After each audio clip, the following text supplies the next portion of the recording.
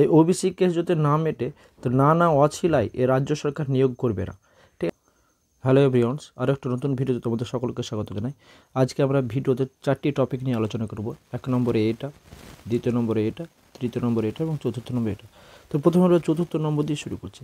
দেখো, north set আমি প্রথমেই রাখছি কারণ এমস নর্থ সেট প্রত্যেক বছরের পরীক্ষা হয়। এবছরও ফর্ম ফিল আপ শুরু হয়ে গেছে। তোমরা অফিসিয়াল ওয়েবসাইট ভিজিট করো এবং ফর্ম ফিল আপ করে দাও, এক্সামের জন্য প্রিপারেশন নাও। কারণ এখানে স্টেট গভর্নমেন্টের থেকে অনেক বেশি স্যালারি পাওয়া যাবে এবং লাইফ মোটামুটি তোমাদের সিকিওর হয়ে যাবে। তো এটাকে টার্গেট করো। যেহেতু প্রত্যেক বছর একটা ছন্দে পরীক্ষা হয়, তাই তোমাদের প্রত্যেক এবছরও যদি তুমি প্রিপারেশন নাও তো এবছর না পেলেও পরের বছরের জন্য কাজে লাগবে। ঠিক আছে, তো এটা তোমরা অবশ্যই মাথায় রাখতে পারো। এবার আসছি যে West Bengal staff nursing recruitment. দেখো, রিসেন্টলি মমতা বন্দ্যোপাধ্যায় যেটা বলেছেন আমাদের মাননীয় মুখ্যমন্ত্রী, এখানে কিন্তু বলেনি যে কবে রিক্রুটমেন্ট করবো। ঠিক আছে, 26,000 যে বলছে অনেকে, ঠিক আছে, এই 26,000টা বলেছে সিট ইনক্রিজ করেছে।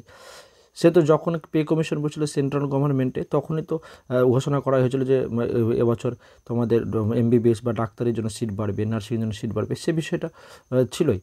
সেক্ষেত্রে এখানে নতুনত্ব কোনো বিষয় নেই।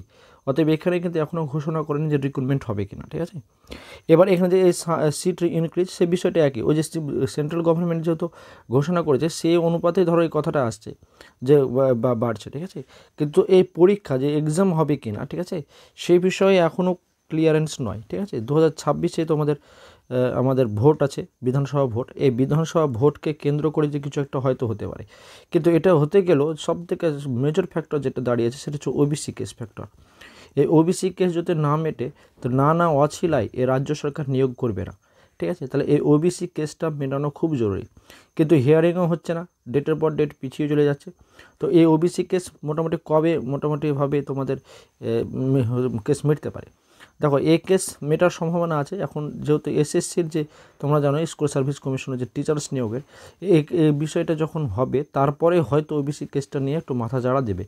তো ওই ওবিসি কেসটা মিটে গেলে পরে তখন এই যত রিক্রুটমেন্ট আছে সব পেন্ডিং রিক্রুটমেন্ট শুরু হয়ে যাবে। ঠিক আছে, তো আশা করছি তোমাদের 2026কে টার্গেট করে 2026-এর মধ্যে রিক্রুটমেন্ট শুরু হবে, এটা আশা রাখা যায়।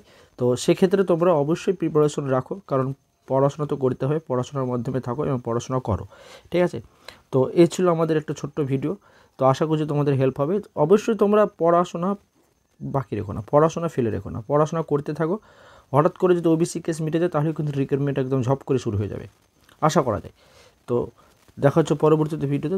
ততক্ষণ পর্যন্ত সবাই ভালো থাকো, সুস্থ থাকো, আর অবশ্যই চ্যানেলটিকে সাবস্ক্রাইব করো। ধন্যবাদ সকলকে।